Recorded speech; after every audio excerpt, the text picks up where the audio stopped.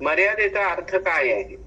मर्यादेचा अर्थ हा खूप अमर्याद आहे. तर तो मर्यादा म्हणजे नेमका अर्थ सांगायचा तर सीमा. मर्यादा म्हणजे शिस्त, मर्यादा म्हणजे धर्म आणि मर्यादा म्हणजे लक्ष्मण रेषा. आता स्वातंत्र्य आणि मर्यादा या दोन गोष्टी एकमेकांशी जरी निगडीत असल्या तरी दोन्ही मध्ये फार फरक आहे. स्वातंत्र्याला कधी स्वैराचाराची किनार लागते ते कळतच नाही आणि मर्यादेला ही कायम नैतिकतेचीच किनार असते. त्यामुळेच स्वातंत्र्य आणि मर्यादा ह्या एकाच नाण्याच्या दोन बाजू असल्या तरी एकाकडे स्वैराचार आहे आणि एकीकडे नैतिकता आहे. आपण राम आणि रावण या दोघांची जेव्हा तुलना करतो तेव्हा आपल्याला असं लक्षात येतं की स्वातंत्र्यामध्ये अतिशय स्वैराचार्यांनी वागणारा हा रावण होता, तितकाच तो महान तपस्वीही होता. याकडे लक्ष द्यायलाच पाहिजे, कारण रामातुल्य त्याचं एकंदरच भावविश्व होतं, एकंदरच त्याचे शक्ती सामर्थ्य होतं. पण तरी सुद्धा कुठेतरी वेगळ्या वाटेने केल्यानंतर काय होतं त्याचं उदाहरण म्हणजे रावण आहे. त्यांनी मर्यादा अनेक ठिकाणी ओलांडलेली आहे आणि प्रभू रामचंद्रांनी नैतिकतेच्या चौकटीत राहूनच मर्यादांचं इतकं काही चखोटपणे पालन केलेलं आहे की त्याला काय म्हणावं, म्हणजे म्हणूनच त्यांना मर्यादा पुरुषोत्तम असं म्हटलेलं आहे. आता मर्यादा नसलेलं जीवन म्हणजे कसं असतं तर दिशाहीन जीवन असतं. मग प्रभू रामचंद्रांना आपण देवत्व बहाल केलेलं आहे. कसलं देवत्व आहे ते? राम म्हणजे फक्त देव नाही तर आदर्श तत्वाचं मूर्तिमंत उदाहरण आहे. मर्यादा हा शब्द आजच्या काळात जिवंत तरी आहे का याचा सगळ्यांनी विचार करायची वेळ केव्हाच टळून गेले. आता याच्या पुढे विचार करायचा की नाही हे त्याचं त्यांनी ठरवावं. आता रामरायाच्या मर्यादा पुरुषोत्तम गुणांची सुरुवात त्यांच्या जन्माच्या आधीपासूनच होते. ती कशी? तर आपण या आधी हे पाहिलेलं आहे की पुत्रकामेष्टी यज्ञामध्ये यज्ञदेवांनी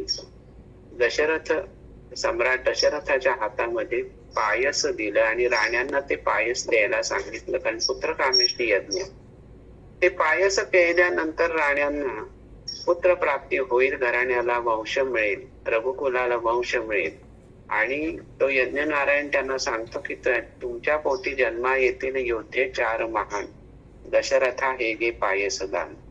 आणि तेव्हा त्या पायसदान म्हणजे काय? 3 सुवर्णाच्या पात्रांमध्ये खीर भरलेली होती. त्यातलं एक पात्र कौसल्येला दिलं, दुसरं उर्मिलेला आणि तिसरं पात्र कैकेयीच्या हातात असताना एक घास त्याच्यावर धडक घालून ते घेऊन गेले.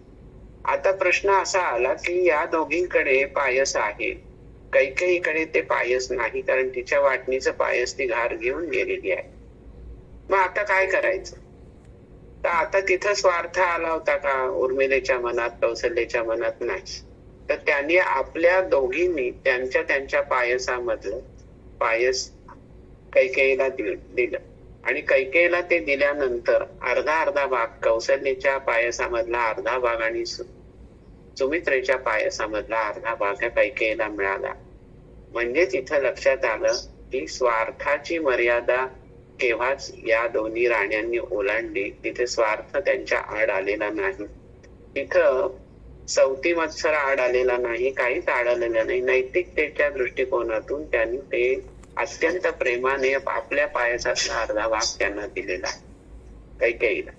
आणि मग तिन्ही राण्या गर्भवती झाल्या आणि नंतरची आपल्या कथा माहिती आहे की त्यांच्या पोटी जन्मा येतील योद्धे चार महान. ते या 4 योद्धे जन्माला आले त्यांच्या पोटी. प्रभू रामचंद्र, लक्ष्मण, भरत आणि शत्रुघ्न हे 4 राजकुमार अयोध्येमध्ये जन्माला आलेले आहेत. आणि रामाच्या जन्माच्या वेळेला नेमकं काय झालं की कौशल्याच्या मनामध्ये असा किंतु होता का की मी अर्धच पायस खाल्लेला आहे, मग माझ्या बाळाचं कसं होईल, माझ्या पोटी जे जन्माला येईल ते? तसं काही झालं नाही.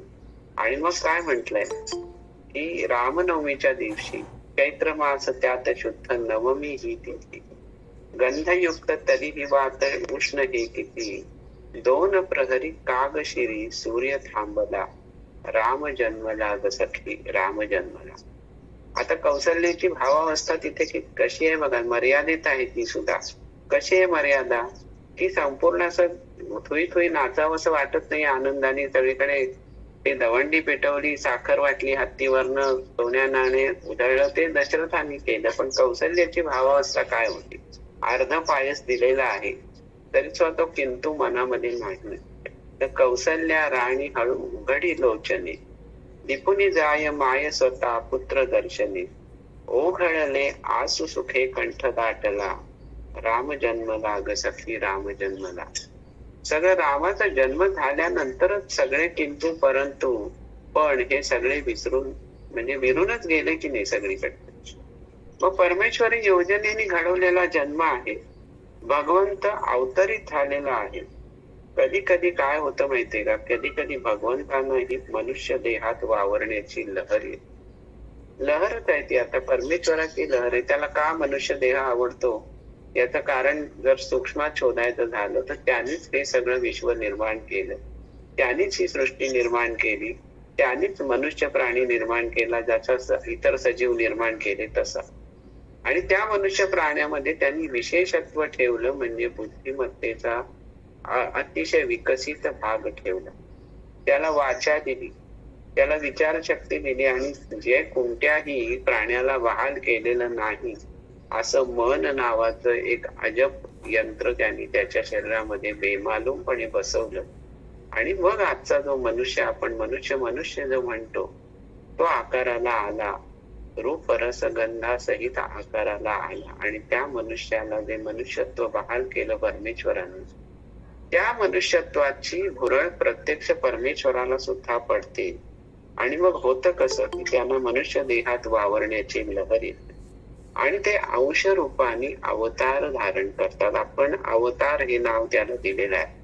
परमेश्वरांनी असं कधीही म्हटलं नाही की माझा हा अवतार आहे. अवतार याचा अर्थच हा होतो की काहीतरी विशेषत्व. कुठल्याही मनुष्याला आपण म्हणत नाही की हा आमचा मुलगा म्हणजे हा आमचा अवतार आहे, असं नाही म्हणत कधी पण. पण अवतार हे फक्त परमेश्वरालाच बहाल केलेलं एक बिरुद आहे. आता ईश तत्व जेव्हा मनुष्य तत्वात मिसळतो तेव्हा रामराया जन्म घेतो, तेव्हा श्रीकृष्ण जन्माला येतो, तेव्हाच अनेक अवतारांचे जन्म होतात. म्हणजे अवतारी पुरुष जन्माला येतात, ते सगळेच मर्यादा पुरुषोत्तम असतात. आता मर्यादा पुरुषोत्तमामध्ये रामरायांना अग्रगण्य स्थान आहे. पुरुषोत्तम याचा अर्थ नेमका काय? पुरुषोत्तम याचा अर्थ आहे पुरुषांमध्ये सर्वोत्तम. मग आता स्त्रीमध्ये सर्वोत्तम काय आणि पुरुषांमध्ये सर्वोत्तम काय असा प्रश्न येऊ शकतो. पण स्त्री मधलं जे पुरुष तत्व आहे, ती स्त्री सुद्धा तशी जर घडली गेली की आता संत तत्वाला पोचलेल्या अनेक स्त्रिया आपल्याला माहिती आहेत. मग त्यांच्यामध्ये काय होतं? त्यांच्यामध्ये स्त्री तत्वाबरोबरच मर्यादा पुरुषोत्तम तत्व सुद्धा आविष्कारित होतं. पण ते स्त्रीत्वाच्या मर्यादेमध्येच ते पुरुष तत्व आविष्कारित होतं. म्हणजे थोडक्यात अवतारी स्त्रियांना सुद्धा हाच नियम लागू केला पाहिजे की त्याही मर्यादा पुरुषोत्तम होत्या, फक्त त्या स्त्रीत्वाच्या पूर्ण बहारामध्ये असल्या कारणाने त्यांना मर्यादा स्त्री तत्व असं म्हणता येत नाही. मर्यादेत राहून सर्वोत्कृष्ट जीवन जगणारा किंवा सर्वोत्तम जीवन जगणारा कोण आहे? तो मनुष्य कोण आहे? तर तो म्हणजे राम आहे. त्यांचं जीवन म्हणजे आदर्शाचं एकमेव प्रतीक आहे. तर रामाने मर्यादेमध्ये राहून किती धर्म पाळले बरं? अनंत धर्मांचं पालन केलं. त्यातला पहिला धर्म रामरायांनी पाळला तो म्हणजे पुत्र धर्म. आता पुत्र धर्म पाळला म्हणजे नेमकं काय केलं? तर पित्याने आपल्या पट्टराणीला दिलेलं वचन आणि त्या वचनाच्या पूर्तीसाठी 14 वर्ष पत्करलेला वनवास हा पुत्र धर्म पित्यासाठी पाळलेला आहे. की पित्याचं वचन कुठेही खाली होता कामा नये, पित्याचं वचन कुठेही वाया जाता कामा नये, पित्याच्या वचनाला कुठेही वाद येता कामा नये. कोणामुळे? माझ्या एका मोहामुळे. काय मोह होता? राज्याभिषेक घडायचा होता रामाचा, आणि राज्याभिषेकाची तयारी चाललेली असताना एका क्षणामध्ये ते सगळं राज्य, ती राजगादी, तो मान सन्मान, ते सम्राटपद हे सोडून द्यायचंय. कोणासाठी? तर पित्याच्या आग्रहासाठी. आणि पित्याने का आग्रह धरला होता? तर त्याच्या मागचं अतिशय कथानक अतिशय कारुण्यपूर्ण आहे. त्याला करुणेची अतिशय वेगळी झालर आहे, मत्सराची झालर आहे, थैथयाटाची झालर आहे, मंथरेचा सगळं षडयंत्राची झालर आहे त्याला. आणि हे सगळं असूनही हे सगळं लाथाडून वनवासाला जायचंय. केवढी मर्यादा मनामध्ये निर्माण झालेली असेल. मोह म्हणजे षड्रिपून मधला जो मोह आहे, त्या मोहाचं एवढंस यत्किंचित सुद्धा स्पर्श रामरायांना त्यावेळेला झालेला नाही. ही मर्यादा आहे. त्यावेळेला त्यांना राग आला नसेल का कैकेयीचा, की तिने अतिशय त्यांच्यावरती अन्याय केलेला आहे त्यावेळेला. मग अन्याय केलेला आहे तर आजच्या काळातला एखादा योग असेल, मुलगा असता तर त्यांनी तिचा गळा दाबला असता, पण ते त्या काळी रामरायांनी ते केलं नाही.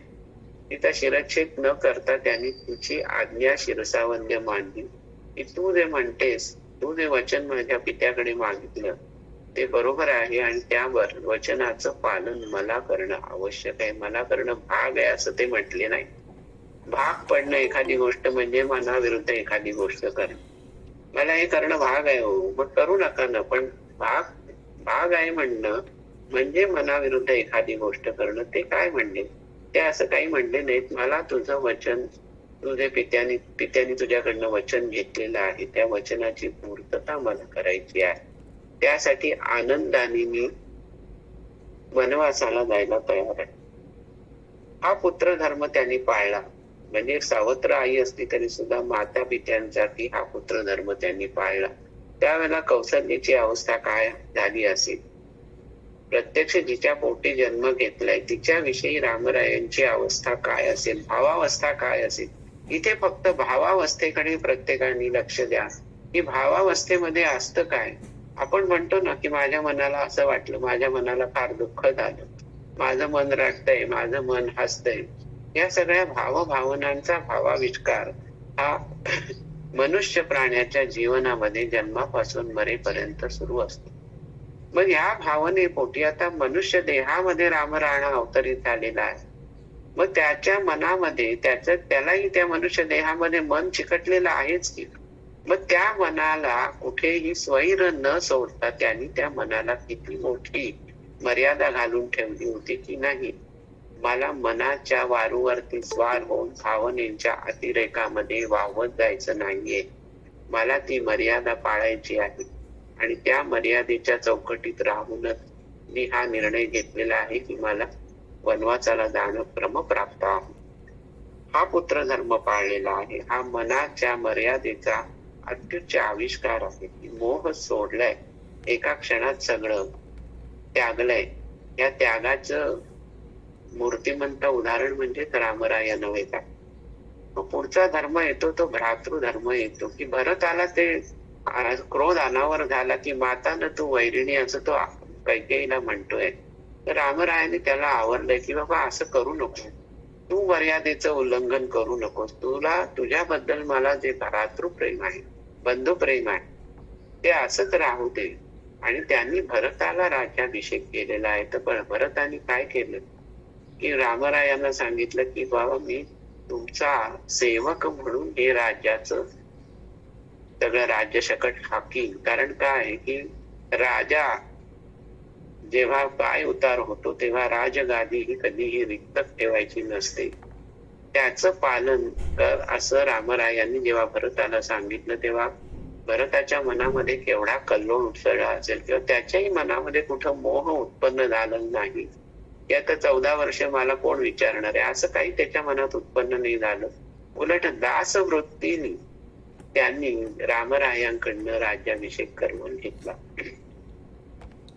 तर तो भ्रातृधर्म भरताने पाळला, तसा रामरायांनीही पाळला. त्याच्यानंतर रामराया कसे होते की एकवचनी होते. एकवचनाच्या मर्यादेमध्ये रामराया आयुष्यभर राहिले. याचं कारण कसं आहे की एकदा मर्यादा पाळायची ठरवली की एकदा एक आणि दुसरं एक, एकदा पोटात एक आणि ओठात एक, असं त्यांनी कधीच काही केलेलं नाही. त्यामुळे झालं असं की मर्यादा त्यांनी कोणती पाळली तर एक वचनाची. बाबा माझं जे वचन आहे ना ते कधीही मिथ्या जाणार नाही, कधीही ते चौकटीच्या बाहेर जाणार नाही. त्याला मर्यादेची चौकटच शोभून दिसणार आहे. कारण माझं एकच वचन आहे. मी कधीही अनेक वचनांमध्ये स्वतःला बांधून ठेवत नाही, मी एकाच वचनामध्ये स्वतःला बांधून ठेवतो. दुसरं असं आहे की त्यांनी एकवचनी, एक बाणी म्हणजे अमोघ जी शस्त्रविद्या त्यांना अवगत होती रामरायांना, त्या शस्त्रविद्येमध्ये एकदा का बाण प्रत्यंच्या धनुष्यावर एकदा का बाण प्रत्यंच्या लावून धनुष्यावरती एकदा सिद्ध केला की तो अमोघ बाण आहे, की त्या बाणाला परत येणं माहिती नाही, तो लक्ष्यावरती जाऊन अचूक लक्ष्यभेद करणारच.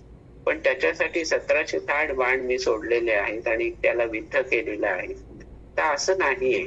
तर जी विद्या शिकलेली आहे, जी शस्त्रविद्या शिकली, जी अस्त्रविद्या शिकली, जी मंत्रविद्या शिकली, ती इतकी काही चपखल शिकलेली, इतकी काही प्रकर्षाने शिकलेली आहे की त्याला कुठेही मर्यादा सोडून बाहेर जायची इच्छाच होणार नाही त्या विद्येला, त्या मंत्रांना, त्या शक्तीला, त्या धनुर्विद्येला. त्यामुळे बाण एकदा का त्यांनी त्या धनुष्यावरती लावला की त्याच्या आगे पुढे कुठलीही बाण लावायची गरज नव्हती, इतकं ते एकबाणी होते. आणि हे एकबाणी म्हणजे काय असतं की आपल्या विद्येवरती, आपल्या शक्तीवरती, आपल्या सामर्थ्यावरती अतूट विश्वास असला तरच ह्या गोष्टी घडतात. आणि ह्या विश्वासाला पात्र ठरणारे एकमेव आहे ते म्हणजे मर्यादा पुरुषोत्तम प्रभू रामचंद्र. श्री राम जय जय राम. आपण सतत हे जप करत असतो. कशासाठी करायचा तो जप?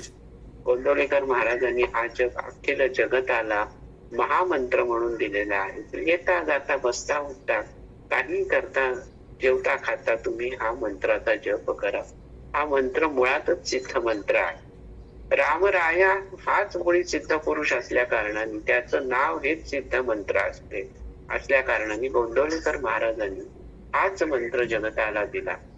आणि मंत्र देण्यामागचा उद्देश हा नव्हता की मी कोणतरी विशेष आहे, मी गुरु आहे, तुम्ही माझे शिष्य आहात, हे काही भानगड त्याच्यामध्ये नव्हतीच. सहज भाव होता. कुठेही त्या संतांच्या मनामध्ये असा भाव निर्माण झाला नाही की मी गुरुच्या मर्यादेत आहे, तुम्ही शिष्याच्या मर्यादेत आहात. नाही. गुरुतत्व, शिष्य तत्व हे रामरायाच्या नामस्मरणामध्ये इतकं काही रंगून गेलेलं होतं की गुरु कोण आणि शिष्य कोण ह्याचा प्रश्न पडावा, असाच प्रश्न पडावा, इतकं ते समरसता होती. तर रामरायाचं नामस्मरण जिथं केलं जातं, जिथं तिथं केलं जातं, तिथं तिथं ही समरसता प्रकर्षाने जाणवते. याचं कारण कसं आहे की ते नाम सिद्ध आहे, ते मर्यादेत घेतलेलं नाम आहे. पण रामनामाचा जप किती कोटी करावा हो, अनंत कोटी ब्रह्मांडा एवढा सुद्धा करावा, त्याला काही मिती नाही, त्याला मात्र मर्यादा नाही. कारण रामनाम हे अखिल जगताला चारी युगामध्ये तारणारं नाव आहे. आता जरी आपण कधी युगामध्ये राहत असतो तरी याच्या आधीच्या युगामध्ये सुद्धा रामनामाचा आविष्कार हा प्रकर्षाने होता. आणि रामनामाचा आविष्कार असल्या कारणाने गोंदवलेकर महाराज नेहमी सांगत असत की कलियुगात कोणाचा अवतार आहे? कलियुगात रामनामाचा अवतार आहे, नामाचा अवतार आहे, असं गोंदवलेकर महाराज म्हणतात. मग रामनामाचा अवतार जर आपल्या अवतीभोवती सूक्ष्मामध्ये सगळीकडे संचारलेला असेल, सर्वव्यापी असेल, तर रामाच्या त्या अवताराला नमन करून आपण सतत त्याचं स्मरण करणं, ध्यान करणं, यामध्येच आपल्या आयुष्याचं सार्थक नाहीये का, यशस्वी नाहीये का, ह्याचा विचार केला पाहिजे किंवा करायला हवा.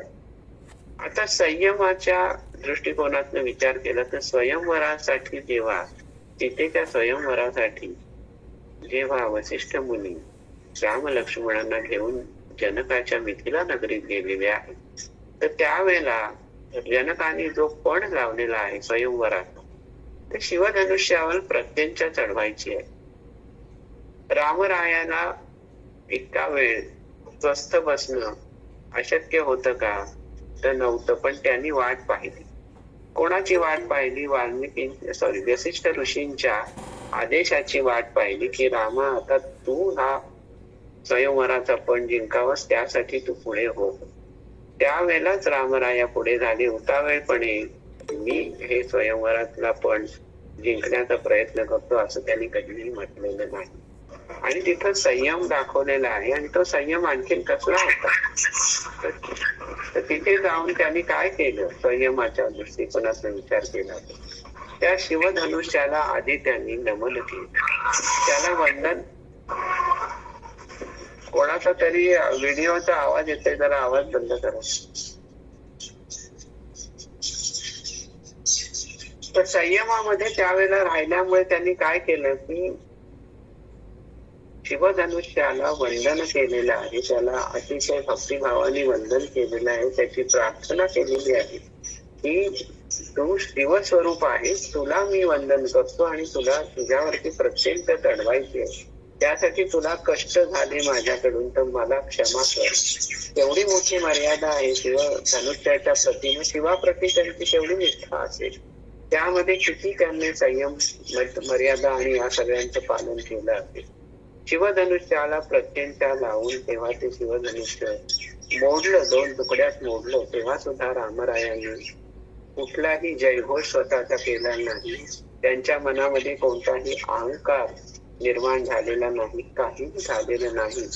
तिथेही मर्यादा पाळलेल्या आहेत, म्हणूनच ते मर्यादा पुरुषोत्तम राम आहे. रामराज्य जेव्हा ते परत वनवासाहून आले आणि रामराज्य जेव्हा निर्माण झालं, रामाने पुन्हा एकदा राज्याभिषेक झाला रामरायांचा, त्यावेळेला रामराज्य आलं, ते सुद्धा मर्यादेच्या चौकटीतच होतं. न्याय, समानता, सुरक्षितता, प्रामाणिकपणा आणि शासन ह्या सगळ्या सूत्रांमध्येच त्यांचं रामराज्य हे निर्माण झालेलं होतं. तिथेही त्यांनी मर्यादा पाळलेल्या आहेत. आणि आणखीन एक अफाट मर्यादेसाठी रामराया ओळखले जातात. ते कोणते? राजधर्मासाठी त्यांनी पत्नीचा त्याग केला. त्यावेळेला त्यांच्या आतमधलं भावविश्व कोणत्या वेगळ्या अंगाने उस्तंबळून आलेला असेल. पत्नी म्हणजे नेमकी आहे कोण? तर ती अर्धांगी आहे. ते अर्धांगी म्हणजे लक्ष्मी स्वरूप आहे. ते स्वतः कोण होते? तर विष्णू नारायण होते. आणि त्यांची पत्नी सीता माता ही लक्ष्मी स्वरूप असल्या कारणाने तिचा वियोग कसा सहन करायचा, पण ते सुद्धा रामरायांनी सहन केलं त्या मर्यादेच्या चौकटीत. आणि सीता त्याग हा कठोर निर्णय आहे. सीता त्याग हा राजधर्म आहे. सीता त्याग ही वैयक्तिक भावना बाजूला ठेवून केलेली महान कृती आहे.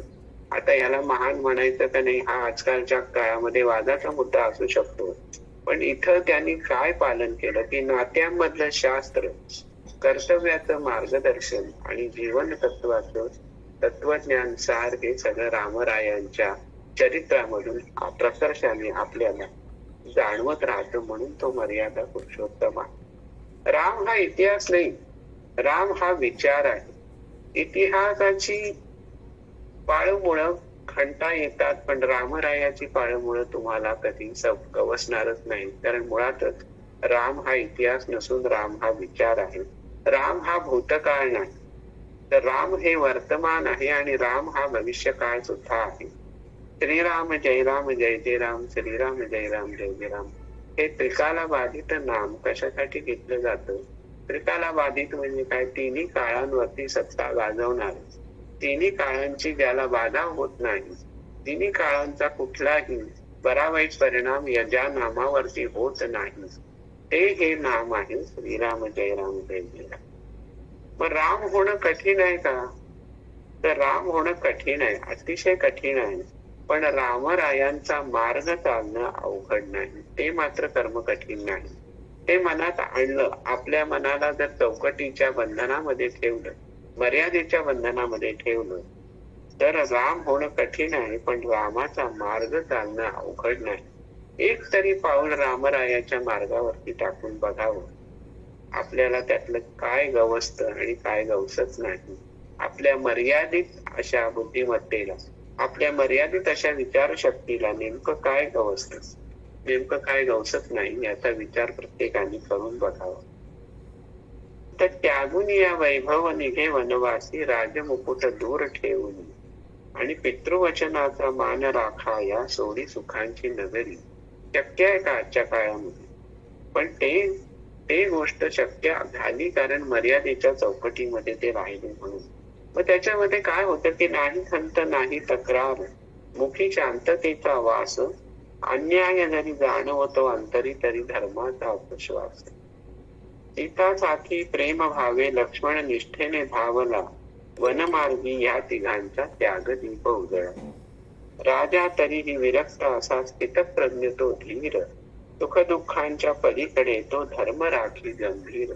हे फार मोठी गोष्ट रामरायांनी केली. धर्माचं रक्षण केलं, धर्माचं संरक्षण केलं, धर्माला चौकटीमध्ये बांधून ठेवलं, धर्माला कुठेही स्वैराचाराचं स्वरूप प्राप्त करू दिलं नाही. धर्म हा शास्त्रसंमत अशा चौकटीतच त्यांनी कायमच बांधून ठेवलेला आहे. सुख सोडणं कठीण नाही, पण योग्य गोष्टीसाठी सुख सोडणं हाच खरा मर्यादा पुरुषोत्तम रामाचा फार मोठा गुण आहे. सुख सोडणं आजच्या काळात किती कठीण आहे हे प्रत्येकाने विचार करून पाहावं.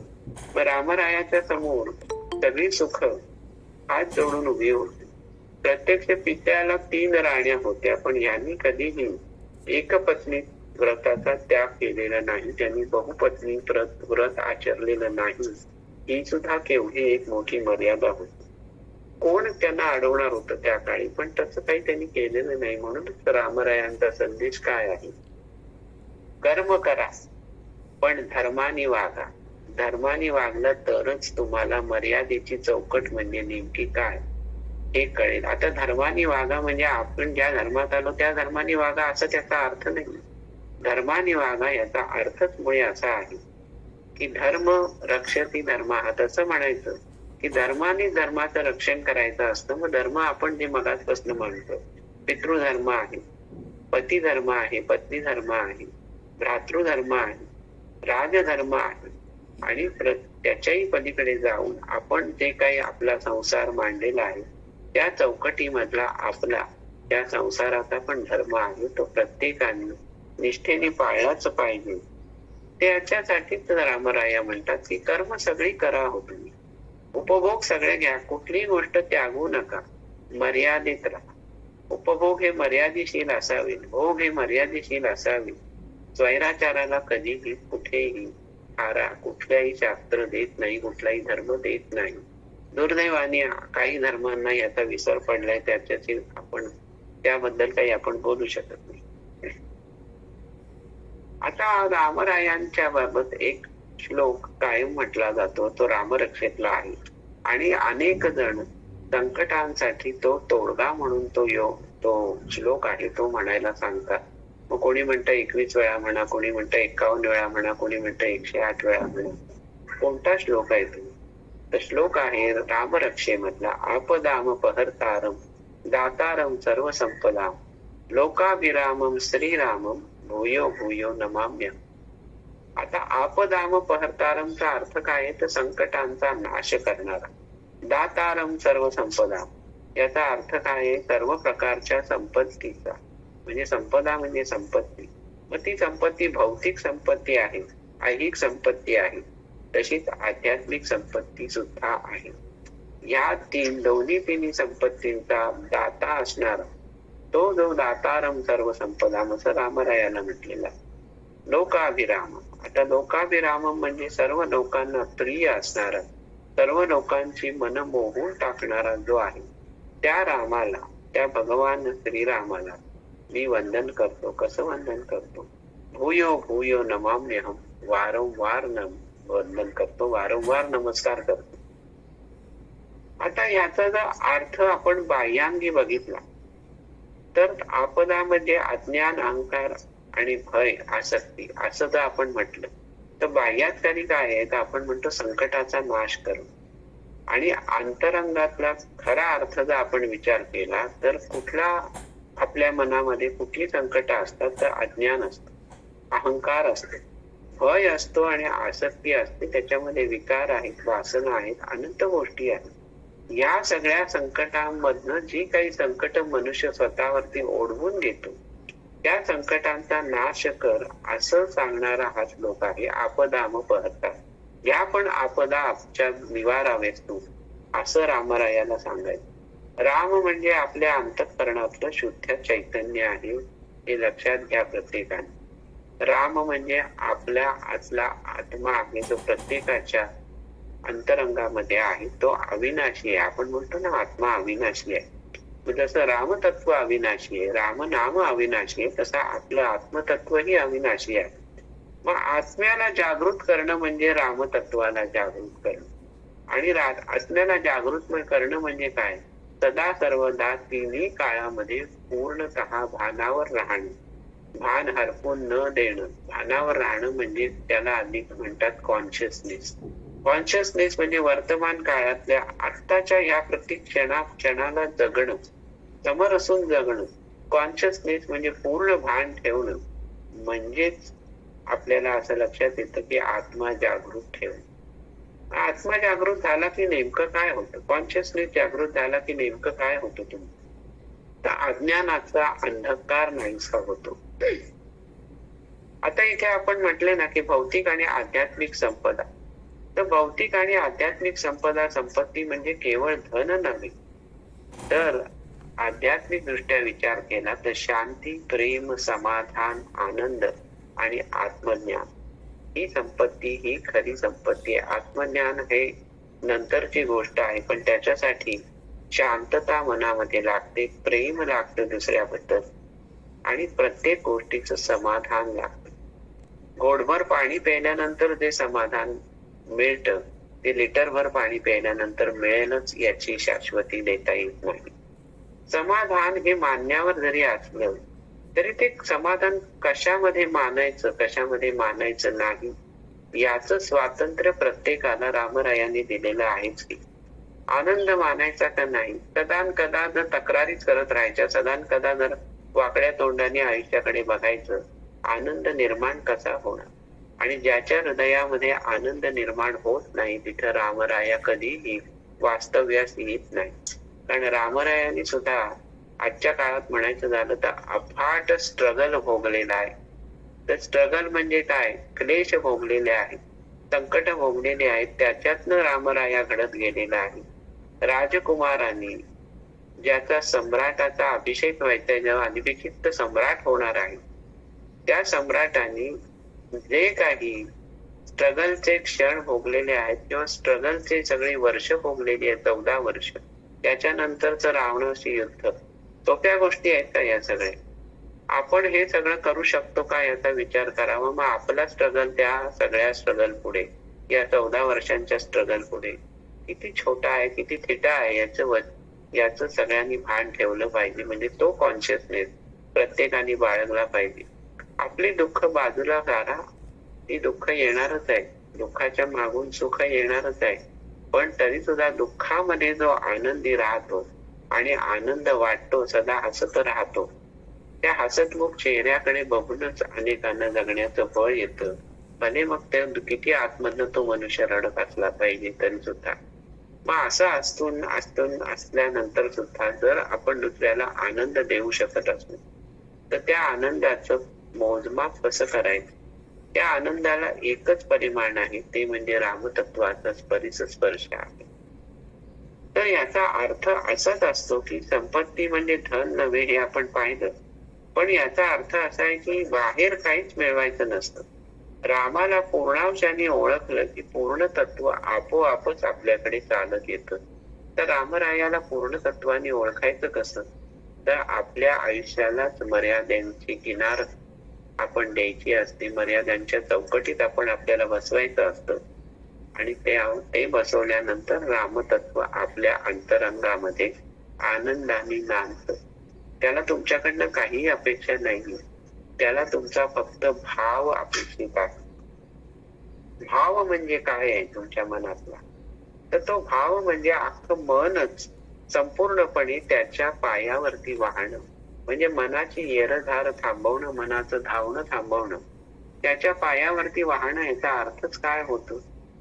तर आपण नमन करायला शिकलं पाहिजे, मनाचा निचरा करायला शिकलं पाहिजे.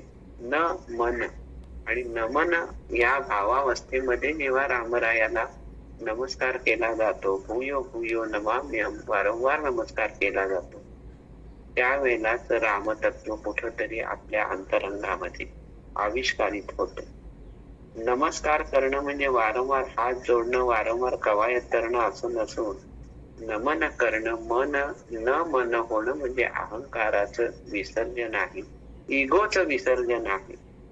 इगो हा फार फणा काढून बसलेला असतो सगळीकडे. त्या इगोचा फणा ठेचणं म्हणजे अहंकाराचं विसर्जन आहे. आणि मी अहम म्हणतात ना माणसं की मी अहम म्हणजे काय, तर मी अहम ब्रह्मास्मी, मी म्हणजे मी केलं हा जो मीपणा आहे तो वारंवार झुकायला लावतो का, तर तो झुकायला लावत नाही, तो दुसऱ्यांनी आपल्या समोर झुकावं अशी अपेक्षा ठेवतो. आणि तो जर मी रामरायाच्या पायावर वाहिला तर शेवटी मीपणा राहतो कुठे, तर मी पण नाहीच होतं. आणि मनच नाहीच झाल्यानंतर रामतत्व हा नेहमीच आपल्या अंतरंगात वास करायला सुरुवात करतो. त्यामुळे मी बाहेरच्या रामाला नव्हे तर माझ्याच अंतरातल्या शुद्ध चैतन्याला नमस्कार करतो. या भावनेने रामाला नमस्कार करावा. जो माझ्या अज्ञानाचा नाश करतो, जो माझ्या खऱ्या स्वरूपाचं ज्ञान देतो, त्या आत्मारामाला मी पुन्हा पुन्हा नमस्कार करतो. म्हणजे थोडक्यात जर साध्या भाषेत सांगायचं झालं तर राम म्हणजे आत्मा आहे, राम म्हणजे चैतन्य आहे, आपदा म्हणजे अज्ञान आहे, संपदा म्हणजे आत्मानंद आहे, आणि नमस्कार म्हणजे अहंकाराचा त्याग आहे. हे सोप्या शब्दात आपल्याला सांगता येईल. आता इथे आपण मगाशी म्हटलं की रामरायाला हा भाव अर्पण करावा लागतो, तेव्हा कुठं रामतत्व आपल्याला आकळतं म्हणजे आकलनाला सोपं जातं. तर त्याच्यासाठी एक छोटीशी आपण कथा ऐकूया. काय झालं, सज्जनगडावरती श्री समर्थ रामदास स्वामींच्या मनामध्ये अशी एकदा इच्छा उत्पन्न झाली की आपण तीर्थाटनाला जावं. तर रामरायांच्या सेवेमध्ये समर्थ रामदास स्वामी इतके काही रंगून गेलेले आहेत, पण तरी सुद्धा ही इच्छा मनामध्ये उत्पन्न होणं, ही वासना तीर्थाटनाची, तीर्थक्षेत्रांना जायची उत्पन्न होणं, ही सुद्धा एक रामरायाची लीलाच नाही. मग आता गुरूंनाच जर इच्छा झाली तर त्यांच्याबरोबर राजा बोले दळ हाले या पद्धतीने सगळा शिष्य परिवार पण म्हणाला की नाही, आम्ही पण तुमच्या बरोबर तीर्थयात्रेला येणार. आता समर्थ रामदास स्वामींना प्रश्न पडला की इथे जर गडावरती कोणीच राहिलं नाही तर मग इथल्या मंदिरातल्या रामरायाच्या पूजे अर्चेची व्यवस्था काय, नैवेद्याची व्यवस्था काय, कोण त्याला नैवेद्य दाखवणार, कोण पूजा करणार, कोण त्याला अभिषेक करणार, कोण तिथे त्याची आराधना करणार, आणि कोण हा सगळा परिसर स्वच्छ ठेवणार धाडलोट करून सुद्धा. कारण रामरायाला निर्मळ सगळं लागतं, कारण तोच मुळे स्वतः निर्मळ असल्या कारणाने रामरायाला सगळ्या निर्मळतेचा परिस्पर्श हवा असतो. तर मग हे सगळं सांभाळायचं कोणी, आता कोणाची तयारी नाही. समर्थ रामदास स्वामींनी जरी सांगितलं तरी सुद्धा कोणाचीही तयारी नाही हे सगळं सांभाळायची. मग त्याच्यामध्ये एक 8 वर्षाचा छोटासा मुलगा होता, बटू होता. तो त्याच्याकडे सगळेजण फोटो दाखवायला लागले की या मुलाला नेऊन काय करायचंय आपल्या बरोबर, या लहान मुलाला काय तीर्थयात्रा याचं महत्व जाईल तो कधी पुढच्या आयुष्यात त्याच्या. तर समर्थ रामदास स्वामींना सगळ्यांनी गळ घातली की हा चुणचुणीत पोरगा आहे, याला इथे ठेवा, म्हणजे पूजा अर्चा नैवेद्याचा प्रश्नच मिटला. काही कारणाने का असेना रामदास स्वामींना ती कल्पना पटली. त्यांना ते असं वाटलं की खरोखर हा 8 वर्षाचा मुलगा आहे, तो सक्षमतेने हे सगळं सांभाळू शकेल. आणि ही रामरायांची लीलाच होती ना एक प्रकारची. त्यांनी त्याला बजावून सांगितलं तू करशील ना, ते असं पूजा कर, गोड शब्दात सांगितलं, खचवच करून सांगितलं नाही. ही सुद्धा एक मर्यादा असते बरं का. गुरु गोड शब्दात सांगतो, कधी खचवच करत नाही कोणाच्या अंगावरती. तर त्या स्वरूपामध्ये रामदास स्वामी त्याला सांगतात करशील ना बाळ, तू माझ्या रामरायाची सेवा करशील ना, नीट पूजा करशील ना, त्याला नीट नैवेद्य दाखवशील ना, तुला जो जमेल तो. तर त्या मुलाने सगळं मान्य केलं. हो मी करणार, मी करीन. कारण ती गुरुप्रती कुठेतरी रामदास स्वामी प्रती त्याची प्रीती होती ना कुठेतरी त्या मुलाची सुद्धा. तर त्याने ते मान्य केलं आणि निशंक मनाने समर्थ रामदास स्वामी आपल्या शिष्यांबरोबर सज्जनगडावरनं तीर्थयात्रेला रवाना झाले. आता इकडे रामदास स्वामींनी जे काही सगळं वेळापत्रक त्याला सांगितलेलं होतं त्याप्रमाणे त्याचा दिनक्रम सुरू झाला त्या मुलाचा. म्हणजे अगदी भल्या पहाटे डोळे चोळून उठावं. लहान मूल आहे होते, ते झोपेत असणार, पण गुरुंना शब्द दिलेला आहे. कशी तरी एकदा आंघोळ करायची, डोक्यावरनं गार पाण्याने आंघोळ करायची, लंगोटी नेसायची आणि रामराया पुढे उभं राहायचं, काकड आरती करायची, रामरायाला जागवायचं. नंतर मग सगळे उपचार करायचे, पूजा अर्चा सगळं यथासांग. त्यांनी साधारण 4-5 दिवस हे त्याचं वेळापत्रक अगदी नेटाने त्यांनी शेजारतीपर्यंत, काकड आरतीपासून शेजारतीपर्यंत सगळं नीट नेटकं सांभाळलं. आणि हे नीट नेटकं सांभाळल्यानंतर 5व्या दिवशी त्या मुलाला मूलपणामुळे, म्हणजे असं पोर वय होतं, स्वाभाविकच वाघर मन असतं त्या वयामध्ये, त्याला त्या सगळ्याचा कंटाळा आला. हे काय रोज रोज रोज रोज तेच तेच करायचं, मला खेळायला मुळी मिळत नाही. जरी सवंगडी नसली तरी मी एकटा खेळू शकतो की, अख्खा गड मोकळा आहे मला खेळण्यासाठी. मग काय करायला पाहिजे, आता काहीतरी युक्ती केली पाहिजे. मग त्यांनी अगदी रामरायांसमोर धरणं धरलं आणि अगदी त्यांनी निकराची अशी त्यांच्याशी भाषा सुरू केली की मला कंटाळा आलाय मला. शेवटी रामरायानं त्याची दया आली त्या 8 वर्षाच्या मुलाची. कारण त्यांनी 5 दिवस जो भावपूर्ण रीतीने त्यांची सेवा केलेली होती, त्या सेवेचं फळ स्वरूप म्हणून रामराया त्याच्या समोर प्रगट झाले त्या मूर्तीतनं. आणि ते म्हणाले, बाळा तुला काय हवंय? ते म्हणाले, मला काही नको आहे हो, मला खेळायचंय फक्त, मला मोकळा वेळच मिळत नाही, मला हुंदडायचंय, अख्खा गड मोकळा पडलाय, मला या टोकापासून त्या टोकापर्यंत धावायचंय, पण करू काय? तुमच्या पूजे अर्चेमध्ये, तुमच्या वेळापत्रकामध्ये मी इतका काही बांधलो गेलोय, मला नाहीये सगळं आता करावं असं वाटत, मला कंटाळा आला या सगळ्या गोष्टींचा. तेव्हा रामराया म्हणाले, बरं मग आता काय करायचं आम्ही, अशी तुझी अपेक्षा आहे? तेव्हा ते म्हणाले की मी तुम्हाला कामं वाटून देतो सगळ्यांना, तेवढी तुम्ही करा म्हणजे मला खेळायला मोकळा वेळ मिळेल. मग त्यांनी काय काय कामं कोणाला दिली? सीतामाईला त्यांनी सांगितलं, स्वयंपाक पाण्याचं तुम्ही बघायचं, ताक लोणी आवरासावर, चूल पेटवणं, त्याच्यानंतर भाज्या बिज्या, जे काय स्वयंपाक करायचा आहे तो सगळा तुम्ही 4 ठाव नैवेद्याचा स्वयंपाक करायचा. आणि रामरायानं त्यांनी सांगितलं की मी बाकी सगळ्यांना कामं सांगणार आहे. मग भरत शत्रुघ्नालाही कामं दिली. पूजेची तयारी लक्ष्मणांनी करायची, गंध उगाळायचे, पाणी आणायचे पूजेसाठी, फुलं आणायची. भरत शत्रुघ्नांनी सगळी व्यवस्था बघायची. भरत शत्रुघ्नांनी डाडलोटही करायचे, रामरायाची सेवाही करायची, रामरायाच्या शेजारतीमध्ये भाग घ्यायचे आहे. काकड आरती भरत शत्रुघ्नांनी करायचे, शेजारती करायचे, नैवेद्य आरती त्यांनीच करायचे, मंगळ आरती त्यांनीच करायचे. 5 आरत्या आपल्याकडे सांगितलेल्या आहेत. काकड आरती असते पहिली, दुसरी अभिषेकाच्या वेळेला मंगल आरती असते, तिसरी दुपारच्या नैवेद्य दाखवण्याच्या वेळेची नैवेद्य आरती असते, चौथी धूपारती असते जी संजेली सांजेच्या वेळेला असते, आणि 5वी ही शेजारती असते. अशा 5 आरत्या आपल्याला शास्त्रांनी सांगितलेल्या आहेत. आपल्या कोणाकडनं ह्या 5 आरत्या रोजच्या रोज होतात का याचा विचार केला पाहिजे. मग 5 वेळेला नमाज पडणाऱ्यांना आपण टीका करण्यामध्ये काय अर्थ आहे? आपल्याला 5 वेळा जेव्हा आरत्या करायला सांगितले, आपण करतो का त्या सगळ्या मनोभावे? एकदाही करत नाही. तर ही आरती वगैरे हे सगळे प्रकरण भरत शत्रुघ्नांनी पाहावं आणि त्यांनी मग बाकी व्यवस्था करावी सगळी. आणि मारुती रायांनी सगळी कष्टाची कामं करावीत, सडा संमार्जन करावं, झाडलोट करावी, अख्खा गड झाडून काढावा, मंदिर स्वच्छ ठेवावं आणि लाकडं फोडावीत, आणि जी काय कोणाला काय मदत करायची असते ती सगळी मारुती रायांनी करावी असा हुकूमच त्या मुलांनी सोडला. तर रामरायांनी कौतुकाने ते सगळं ऐकून घेतलं. सगळ्यांनी ते पण कौतुकाने ऐकून घेतलं की ठीक आहे, आता ह्याच्या म्हणण्याप्रमाणे, आणि प्रभूंचाच आदेश आहे की तो म्हणतो तसं आपल्याला करायचंय. मग त्या पद्धतीने सगळेजण कामाला लागली. तेव्हा रामराया म्हणाले, अरे मला काय काम आहे, पण मी काय काम करायचं? तर तो मुलगा म्हणाला, बघा प्रज्ञा कशी काम करते. प्रज्ञा म्हणजे बुद्धिमत्तेचा प्रचंड विकसित स्तर. ते काम कशी करते प्रज्ञा? तर त्या मुलाची प्रज्ञा जागृत झाली. ते म्हणाले, रामराया तुम्हाला मी कोणतंही काम सांगणार नाही, पण त्यातूनच जर तुम्हाला वाटत असेल तर तुमचा अभिषेक तुमचा तुम्हीच करून घ्या, म्हणजे तुमची तुम्ही आंघोळ करा, मी काय तुम्हाला स्नान घालणार नाही. एवढं काम कराल की नाही?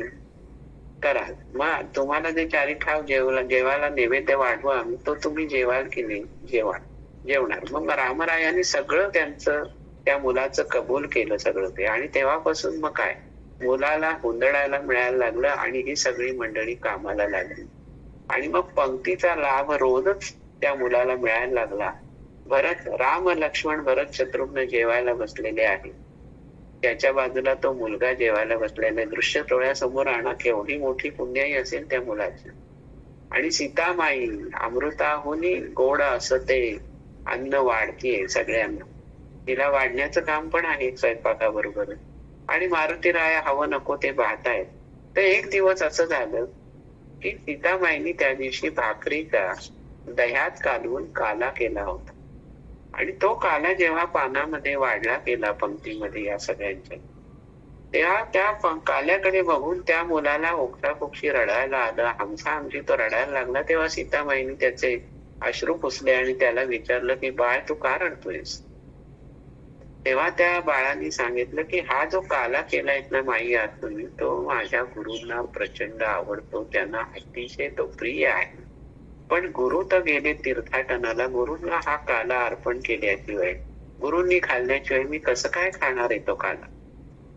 आता प्रश्न पडला रामरायांना की याची गुरुनिष्ठा पण तेथे त्यांना निष्ठा कळून आली की नाही, त्यांना प्रेम कळून आलं. मग त्यांनी मारुतीरायांना आज्ञा केली, यांना घ्या खांद्यावरती या मुलाला, आणि जिथे समर्थ रामदास स्वामी गंगेच्या तीरी आता जिथं आहे तिथं जाऊन त्यांना तो काला अर्पण करा. झालं. मारुतीरायांच्या खांद्यावर बसून काल्याचं पातेलं घेऊन मारुतीने उड्डाण केलं. उडाला उडाला कपितो उडाला.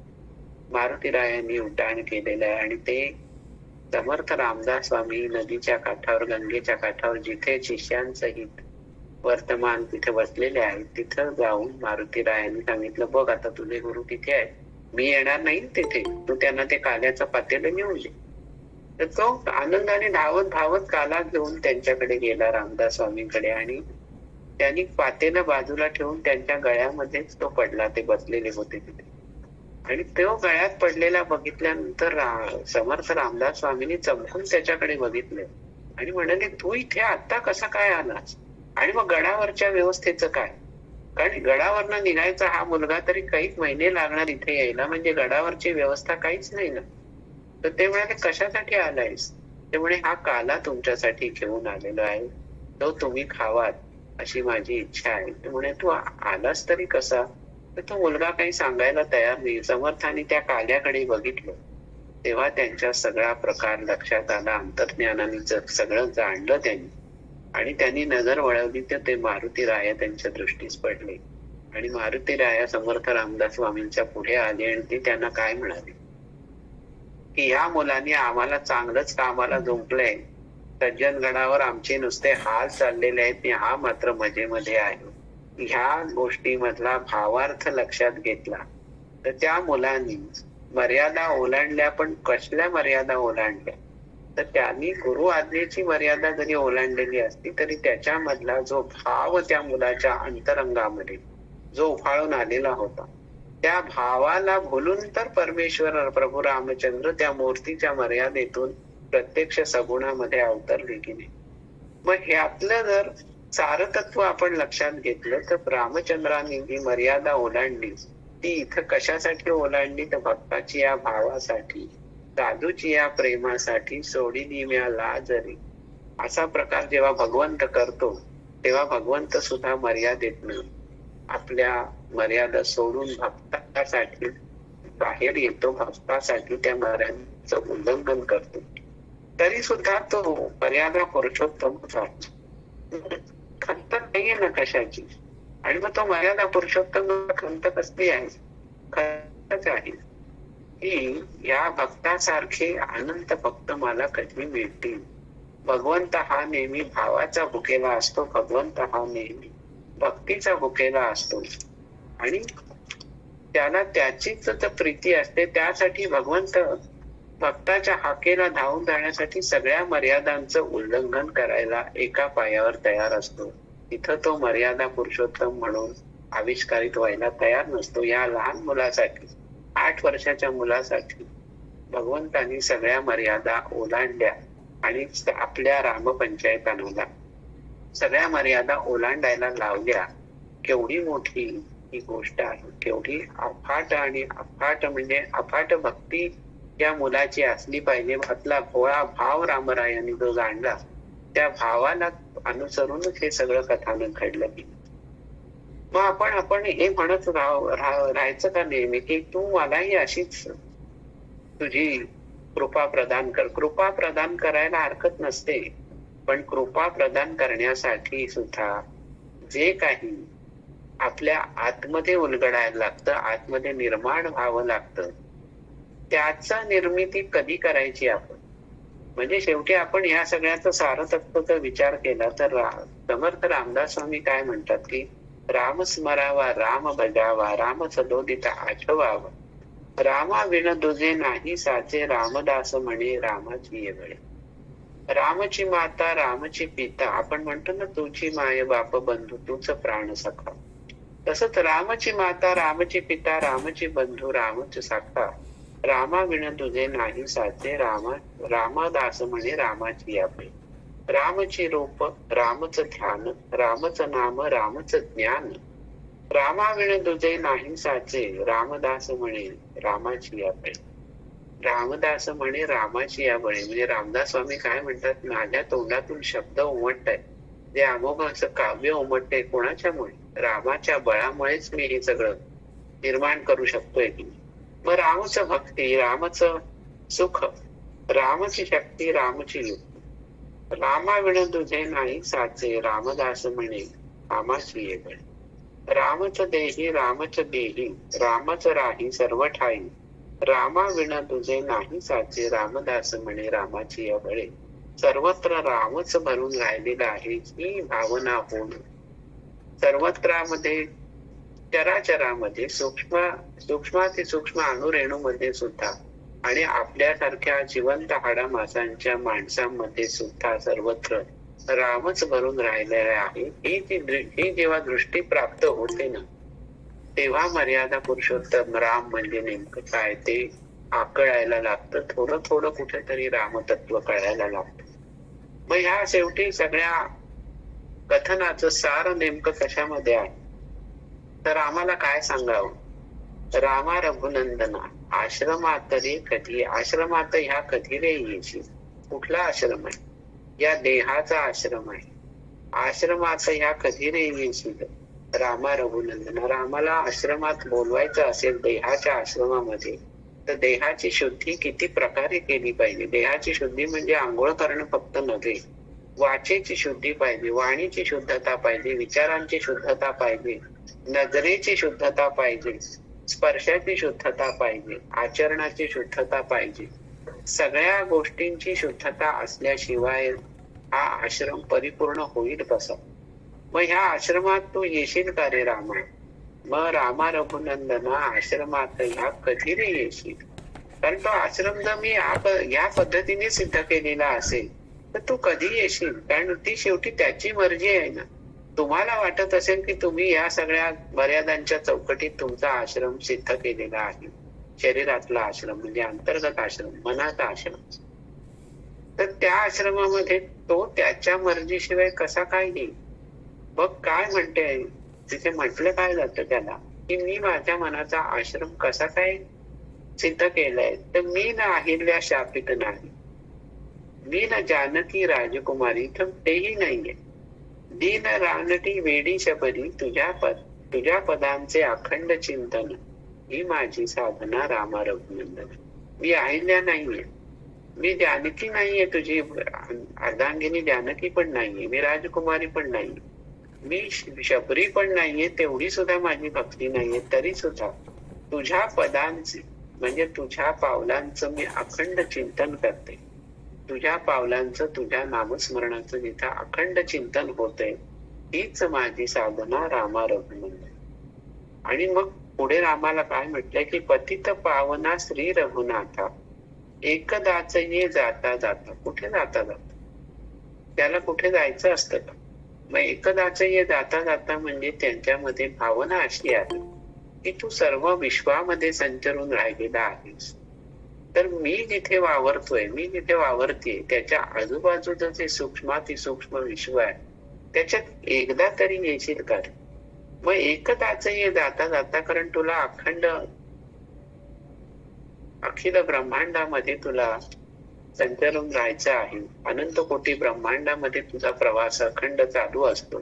त्यातल्या या माझ्या शरीरातल्या अनंत कोटी ब्रह्मांडामध्ये एकदा तरी जाता जाता येशील का?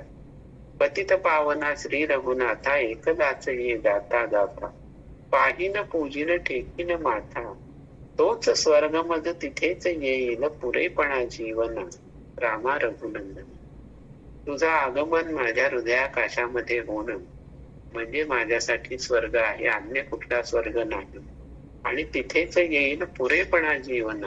रामतत्व एकदा अंगीकारलं गेलं, रामतत्व एकदा हृदयामध्ये वास करायला आलं कायमच, तर तिथे पूर्तता आपोआपच येते की आयुष्याला. आयुष्य परिपूर्णच होतं, आयुष्य अपूर्ण राहीलच कसं? मग ते आयुष्य कसं असेल त्यानंतर, जर का रामराणा खरंच अंतरंगामध्ये येऊन विसावला, तर ते आयुष्य हे मर्यादेच्या चौकटीतच बांधलं गेलेलं असेल. म्हणजेच रामरायाबरोबर आपणही मर्यादा पुरुषोत्तम होऊ शकू, शक्यता आहे, संभव आहे. असंभव काही नाही. मनुष्यासाठी कोणतीही गोष्ट असंभव नाही. फक्त मनात त्या आविष्काराने ती गोष्ट पूर्णत्वाला नेण्याचीच फक्त खोटी असते. त्याच्या पलीकडे दुसरं तिसरं काही नसतं. आणि रामराया जेव्हा अंतरंगामध्ये मर्यादा पुरुषोत्तम ह्या रूपामध्ये राहायला येतो ना, त्यावेळेला आपल्याला काय प्राप्त होतं? तर त्यावेळेला आपल्याला एक जाणवतं की रामाच्या समीप आपण आहोत. म्हणजे समीपता आपल्यामध्ये वास्तव्याला येते. आणि समीपता एकदा वास्तव्याला आली की सलोकता सुद्धा वास्तव्याला येते. सलोकता म्हणजे काय? 24 तास उठता बसता प्रतिक्षण क्षण प्रतिक्षण सेकंद सेकंद आपण रामराज्यामध्येच विहरतो आहोत. म्हणजे रामलोकामध्येच राहतो आहोत. हे भावना प्रबळ होणं, निर्माण होणं म्हणजे सलोकता निर्माण होणं. सलोकता एकदा निर्माण झाली की स्वरूपता येते.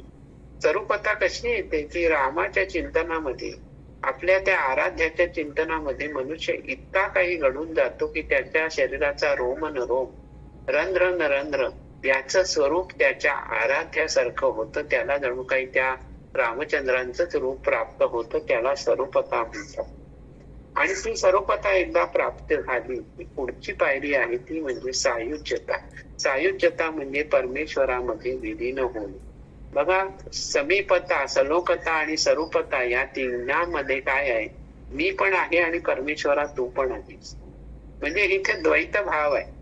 पण जेव्हा अद्वैताकडे माणूस वळतो, म्हणजे सगुणातून जेव्हा निर्गुणाकडे माणसाचा प्रवास सुरू होतो अंतरंगातून, त्यावेळेला जी मुक्ती मिळते त्याला सायुज्यता म्हणतात. सायुज्य म्हणजे काय?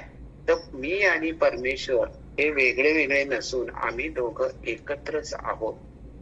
मी म्हणजेच परमेश्वर आणि परमेश्वर म्हणजेच मी. पण तिथं अहम ब्रह्मास्मी ही मुक्ती निवासाला आलेली नसते. अहम ब्रह्मास्मी ही भावना निवासाला आलेली नसते. तो अहंकार निवासाला आलेला नसतो. तो अहंकाराचं केव्हाच विसर्जन झालेलं असतं. त्यामुळे सायुज्यता म्हणजे परमेश्वरा समान होणं. आणि एकदा का परमेश्वरा समान होणं किंवा परमेश्वराच्या स्वरूपामध्ये मिसळलं जाणं म्हणजेच सायुज्यता.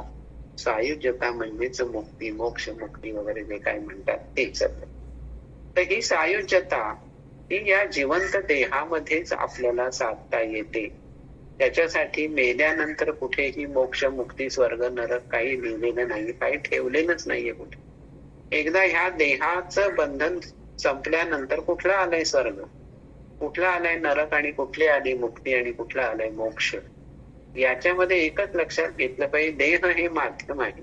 त्या देहाच्या माध्यमालाच या सगळ्या गोष्टी साध्य करता येणं शक्य आहे. रामरायाचा भक्तीमध्ये गुंगून जाणं हे देहाला शक्य आहे, प्रेताला शक्य आहे का याचा विचार करून पाहावा सगळ्यांनी. म्हणजेच देह हे माध्यम आहे, ते किती खुबीने, किती चपखलतेने आपल्याला रामरायासाठी वापरावं लागेल. आणि तर आपल्याला सलोकता, समीपता, सायुज्यता आणि स्वरूपता साधता येईल ह्याचा प्रत्येकाने विचार करावा. म्हणूनच नामाचा अवतार आहे. रामाचा अवतार आहेच आहे, पण नामाचा अवतार आहे. निदान रामरायाला स्मरायचं असेल तर श्रीराम जय राम जय जय राम, श्रीराम जय राम जय जय राम ह्या मंत्राचा सतत उद्घोष करूनच ह्या अवताराप्रती आपल्या सगळ्या निष्ठा, आपला सगळा देहभाव, आपली देहबुद्धी, आपलं मन, आपले आचार विचार, आपलं आचरण आणि आपल्या सगळ्या जीवनाचं जे काही चित्र आहे, जे काही सार आहे, ते त्याच्या पायी अर्पण करणं यासारखं दुसरं आयुष्याचं सार्थक काय होऊ असू शकतं, किंवा काय साधता येईल याच्या पलीकडे आयुष्याचं सार्थक काहीच नाही. मग जर सायुज्यता प्राप्त व्हायची असेल तर ह्या मार्गानेच मनुष्याला गेलं पाहिजे. निदान त्याचा प्रयत्न तरी करायला हरकत आहे का? हरकत आहे? हरकत काहीच नाही, कुठलीच कोणाची हरकत नाही. पण एक लक्षात घ्या की ह्या मार्गावरती पावलं टाकणं सोपं नाहीये, पण अवघड तर त्याहून नाही. म्हणजे राम होणं कठीण आहे, पण रामरायाचा मार्ग अनुसरणं हे सोपं आहे. त्याच्यासाठी निष्ठा लागते, भक्ती, श्रद्धा लागते आणि मुळातच आधी मर्यादेच्या चौकटीचं पवित्र अंतःकरण लागतं. तेव्हा कुठेतरी मर्यादा पुरुषोत्तम रामराया म्हणजे काय ते आपल्याला समजून येतं. आपल्या अल्पबुद्धीला त्याचं आकलन व्हायला सुरुवात होते आणि मग हळूहळू आपला आविष्कार त्या पद्धतीने घडायला लागतो. तर हा सगळ्यांच्या साठी मी एकच मागणं मागतो की परिपूर्ण मागणं असं आहे की मर्यादा पुरुषोत्तम राम हे तत्व तुम्हा आम्हा सगळ्यांना आपल्या ह्याच आयुष्यामध्ये गवसू दे. पुढचा जन्म कोणी पाहिलेला, त्यामुळे त्या मर्यादेच्या रामरायाला, मर्यादा पुरुषोत्तम रामरायाला आपण अक्षरशः भूयो भूयो नमाम्यम म्हणजे वारंवार नमस्कार करूया आणि रामनवमीच्या दिवशी त्याच्याकडे एकच मागणं मागूया की रामा रघुनंदना आश्रमात या कधी रे येशील. तू कधी येशील याची आम्ही वाट पाहतो, पण तू ये रे, एकदा तरी ये. एवढं तरी त्याला विनवलं तरी आजच्या रामनवमीचं सार्थक झालं असं आपण समजायला हरकत नाही. श्रीराम जय राम जय जय राम, श्रीराम जय राम जय जय राम, श्रीराम जय राम जय जय राम. सर्वांना नमस्कार.